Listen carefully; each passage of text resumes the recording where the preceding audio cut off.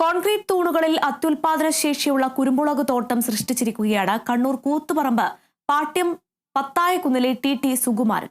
1 acre സ്ഥലത്ത് 600 തൂണുകളിലായി ഇറക്കിയ തൊടികളിൽ നിറയെ കുരുമുളകാണ്. 50 വർഷത്തെ കഠിന പ്രയത്നം കൊണ്ട് ചെന്നൈയിൽ പടുത്തുയർത്തിയ ഹോട്ടലിനെ തന്റെ തൊഴിലാളികൾക്ക് വിട്ടു നൽകിയ ശേഷമാണ് സുകുമാരൻ ജന്മനാട്ടിൽ കാർഷിക വിപ്ലവം സൃഷ്ടിക്കുന്നത്.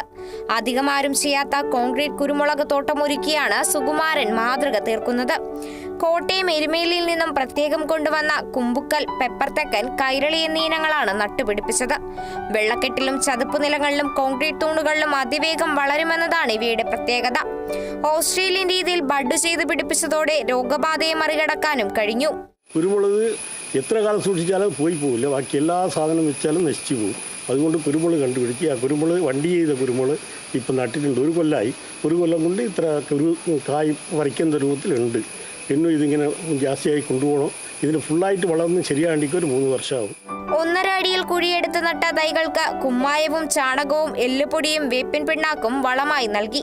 11 അടി നീളമുള്ള 600-ലധികം കോൺക്രീറ്റ് തൂണുകൾ വള്ളികൾ പടർന്നു കയറാൻ സ്ഥാപിച്ചിട്ടുണ്ട്. കൃത്യമായി പരിചരണം ലഭിച്ചതോടെ 1-ാം വർഷം തന്നെ വിളവെടുക്കാനാകുമെന്നതാണ് പ്രതീക്ഷ. കൊട്ടിയൂരമ്പലത്തിലേക്കുള്ള യാത്രക്കിടെ പരിചയപ്പെട്ട ഒരാളിൽ നിന്ന് ലഭിച്ച അറിവാണ് കുരുമുളക് കൃഷിയിലേക്ക് എത്തിച്ചത്. കീടശല്യം, കൂലിവർദ്ധനവും മൂലം പാരമ്പര്യ കർഷകരൊന്നാകെ കൃഷി ഉപേക്ഷിക്കുമ്പോൾ ഇതിനെയെല്ലാം മറികടക്കുകയായിരുന്നു സുകുമാരൻ. Kerala vision news, Kannur.